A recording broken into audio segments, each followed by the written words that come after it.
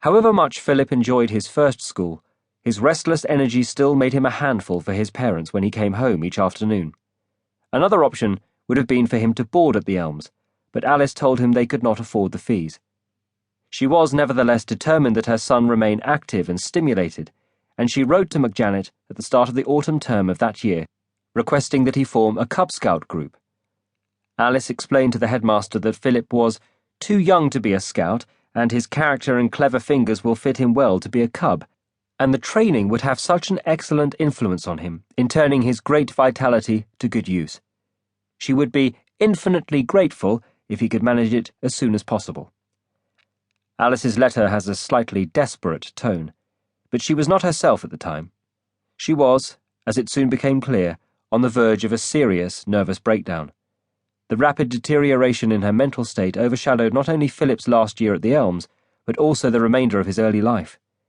He has since always robustly played down the ramifications of his mother's illness. However, it can scarcely have failed to have had an effect on him. Alice's illness has often been described as a religious crisis, and indeed, the most obvious sign of her decline was her increasingly eccentric religious fervour, and her attendant interest in spiritualism and the supernatural. As long ago as 1912, she had performed automatic writing at Tatoy with Andrea's brother Christopher, placing a finger on a glass and then watching as it slid about the table, spelling out a message from the spirit world. Her mother later described how Alice read extensively about this then fashionable activity and practiced it whenever she had an important decision to make. She grew more and more superstitious and was forever dealing herself cards to obtain messages. The murders of her aunts in Russia and the trauma of the family's flight from Greece further steered her towards the spiritual, as apparently did her hopeless love for the mysterious Englishman in 1925, after which her biographer concludes that she turned to religion as a safe outlet for her repressed feelings of unfulfilled desire. Another equally plausible suggestion is that Alice suffered from manic depression, or bipolar disorder.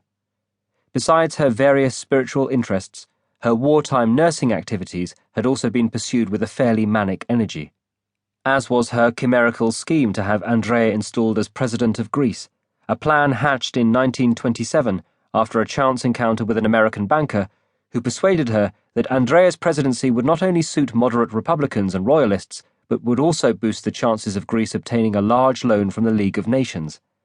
To this end, Alice dashed about canvassing politicians and diplomats, and even arranged an audience at Buckingham Palace with George V, who was horrified by her idea and promptly scotched it, observing tersely that ladies get carried away and that it would be most unwise for Prince A to go near Greece.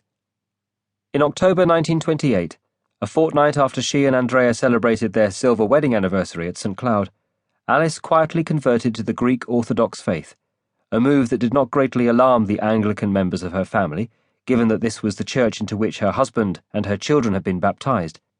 But the next spring, 1929, her behavior grew more peculiar. She took to lying on the floor in order to develop the power conveyed to her from above, and became convinced that she had acquired the power of healing with her hands, which she deployed to no obvious ill effect on Nanny Roos's rheumatism and later at a small clinic. She could stop her thoughts like a Buddhist, she said, and was getting messages about potential husbands for her daughters, whose marriage prospects were beginning to preoccupy her. By November, she was no longer speaking to her family.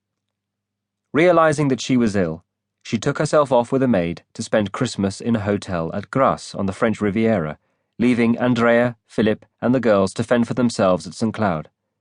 She suffered from terrible headaches, barely ate, and spent the best part of Christmas Day in a hot bath. Much of the time she felt thoroughly worn out and depressed. At other moments she was inappropriately elated and talkative. When she eventually came home, she declared herself a saint and the bride of Christ.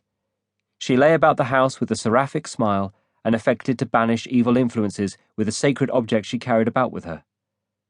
When her mother Victoria came over to visit in January 1930, she told her lady-in-waiting, Nona Kerr, that Alice was in a quite abnormal state mentally and bodily, and looking frail and exhausted.